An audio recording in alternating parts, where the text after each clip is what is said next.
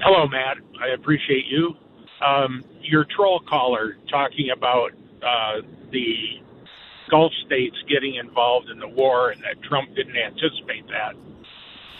His words, I believe, going back, were that his goal was to protect the homeland and U.S. interests abroad.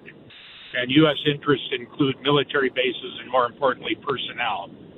And I don't think the Gulf states would have necessarily gotten involved except for the fact that Iran started firing into civilian and oil-producing areas. If they'd have limited their hits to American bases, I question whether the Gulf states would have gotten involved to the extent they did.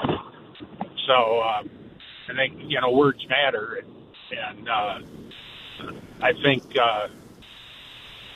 them getting involved is purely a result of their own civilian areas and commercial infrastructure being attacked. So that's just my thoughts on your troll caller there.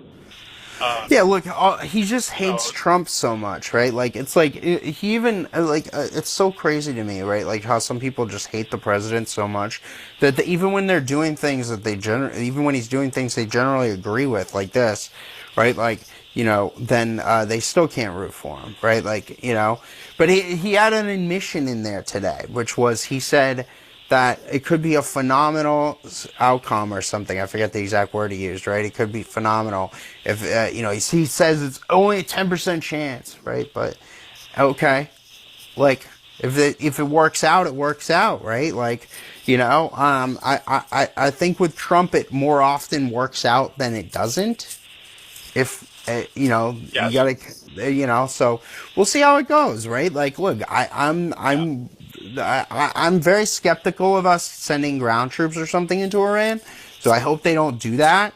But that being said, like, so far, so good, right? Like, so I don't really have an issue so far with what the president's done so far. The question is moving on. And look, we had a previous caller in the last hour who was asking me to talk about Tucker, right? Like,